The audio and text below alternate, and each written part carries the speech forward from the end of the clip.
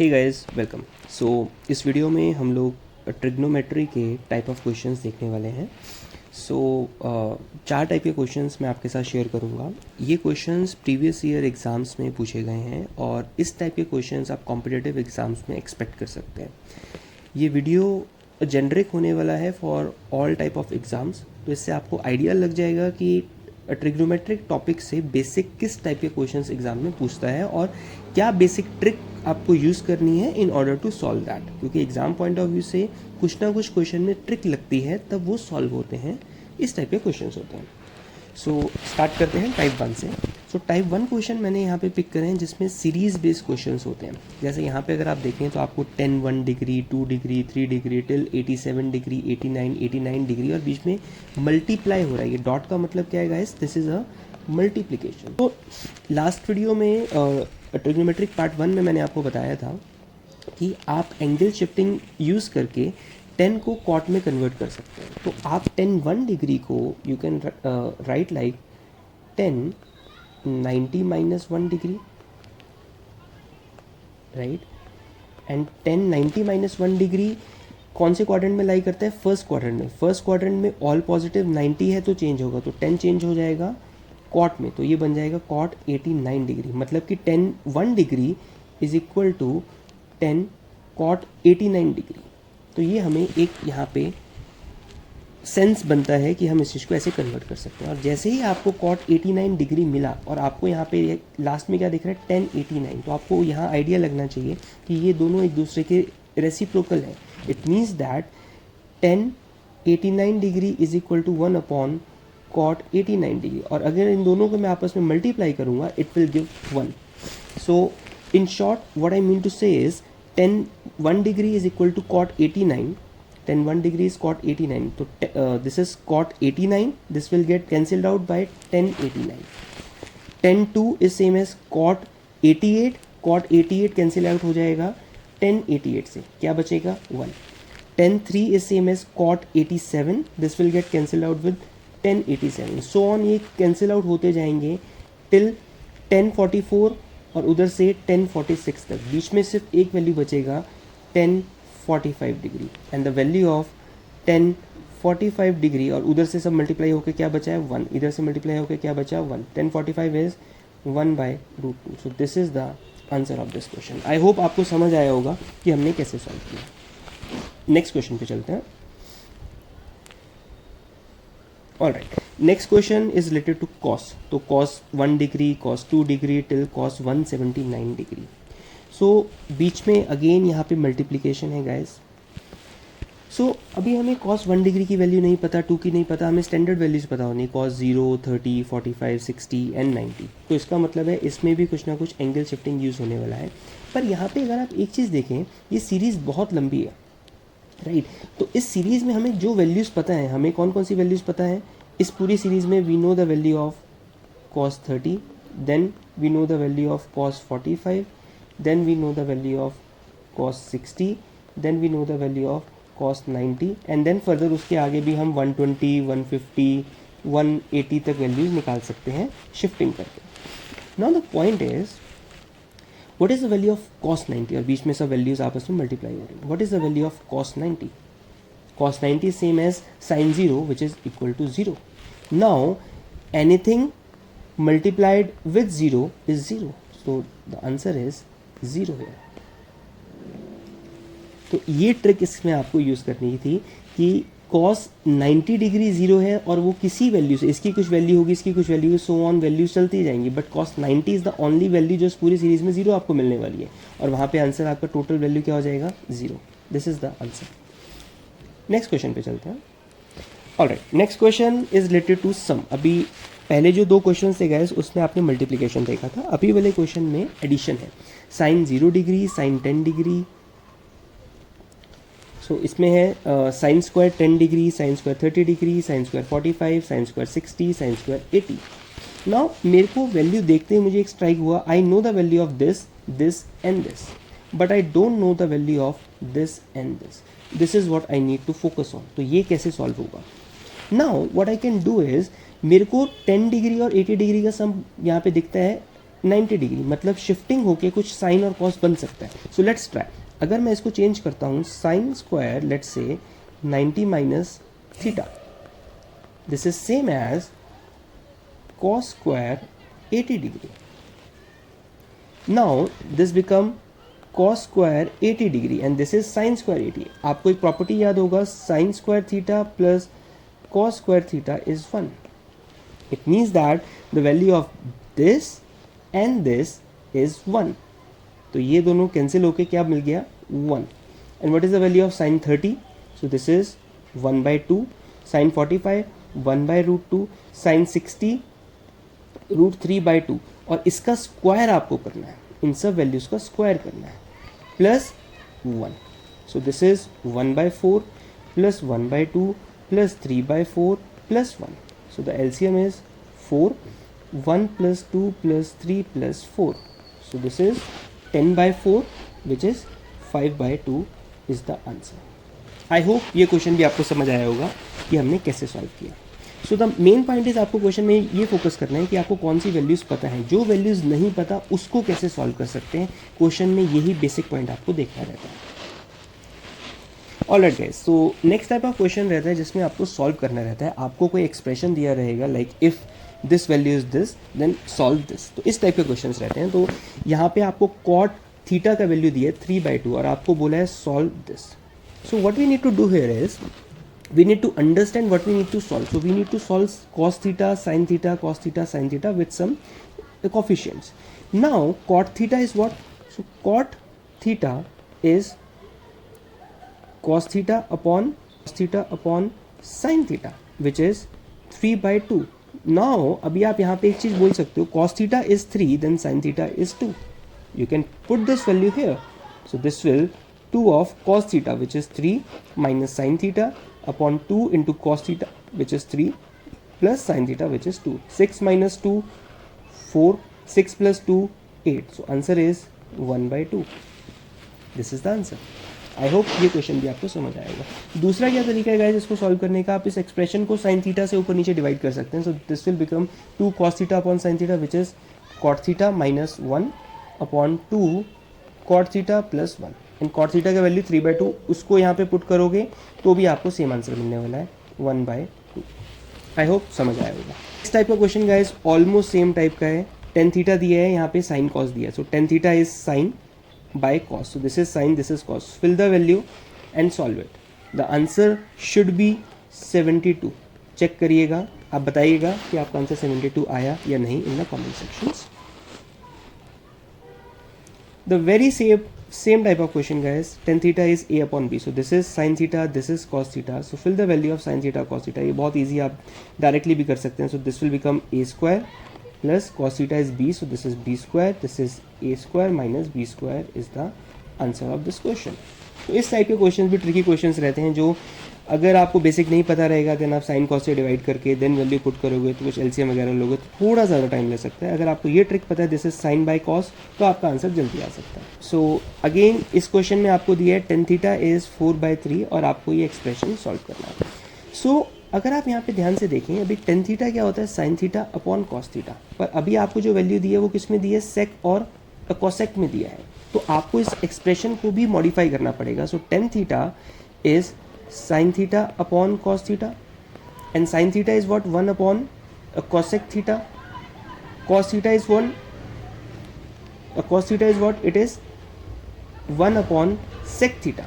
So अगर आप इसको सिंप्लीफाई करेंगे this will sec theta upon cosec theta. So this is tan theta and this is equal to 4/3. Now sec theta is 4, cosec theta is 3. Fill the value of this, you will get the answer.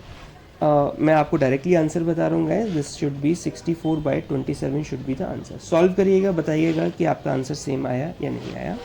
आगे चलते हैं. Sometimes question में आपको directly solve करने के लिए या simplify करने के लिए भी क्वेश्चन दे सकता है कि what is the value of this, और आपके सामने 4 ऑप्शंस रहने वाले हैं. इस क्वेश्चन के लिए जो ऑप्शंस है वो मैं आपको दे देता हूँ. द फर्स्ट ऑप्शन इज, तो ये आपके पास 4 ऑप्शंस हैं इस क्वेश्चन के लिए. Now how we need to solve this. तो जब भी आपके पास क्वेश्चन में रूट मिले तो रूट को सिंप्लीफाई करने के लिए आपको कॉन्जुगेट से मल्टीप्लाई करना पड़ता है. So let's say we call it 1 plus sine theta, so I am writing is 1 plus sine theta upon 1 minus sine theta. और अगर मैं कॉन्जुगेट से ऊपर नीचे मल्टीप्लाई करूँ, 1 plus sine theta upon 1 plus sine theta, दोनों रूट में है तो आपस में मल्टीप्लाई हो जाएगा। सो ऊपर क्या मिलने वाला है गाइस आपको, 1 प्लस साइन थीटा का whole square. Now this is a minus B into A plus B is A square minus B square and this is the whole root.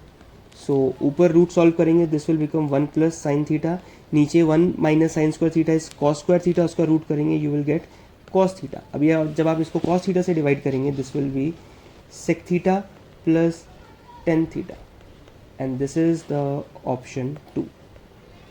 This is the answer. I hope ये भी आपको समझ आया होगा कि कैसे solve करना है। नेक्स्ट क्वेश्चन देखेंगे गाइस, आपको 3 sine theta plus 4 cos theta is equal to 5 आपको दिया है और साइन थीटा का वैल्यू आपसे पूछा है। बहुत ही अच्छा क्वेश्चन है, एक बहुत स्पेशल ट्रिक इस क्वेश्चन के लिए यूज़ होती है। सो अगर आप इस पूरे एक्सप्रेशन को 5 से डिवाइड करें, सो दिस विल लुक लाइक 3/5। और मैंने ऐसा क्यों किया, बिकॉज ये आपस में ट्रिपलेट है। ये जो ट्रिक जो बनने वाली है वो ट्रिपलेट्स के लिए काम करती है। Let's understand how. So this is 3/5 sign theta plus 4/5 cos theta is 1. Now we know that 1 is also equal to sin square theta plus cos square theta. It means that कि sin theta का मैं क्या value multiply करूँ और cos theta का क्या value multiply करूँ कि ये एक्सप्रेशन 1 बन जाए। सो अगर मैं ये सेम वैल्यू से मल्टीप्लाई करता हूँ, सो if I multiply 3/5 into 3/5 plus 4/5 into 4/5 and if I try to solve this, so LCM is 25, 9 plus 16 which is 25/25, so this is 1. So the value of sin theta is 3/5, so answer is 3/5. I hope आपको समझ आया होगा हमने question को कैसे correct किया।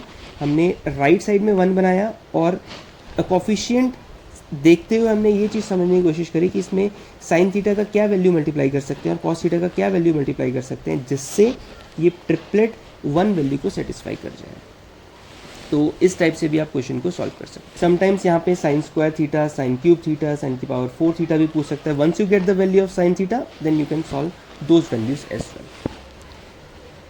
Next question देखेंगे guys, 12 sine theta plus 5 cos theta is 13, find the value of tan theta. ये सेम टाइप का क्वेश्चन है, देखिए ये भी एक ट्रिपलेट है। So what you need to do, divided by 13, so 12/13 sine theta plus 5/13 cos theta is equal to 1। So आपको क्या निकालना है, tan theta which is sine theta upon cos theta. So अगर आपको साइन थीटा और cos theta का value मिल जाए तो उसका रेशियो अगर आप करेंगे तो आपको टेन थीटा मिल जाएगा।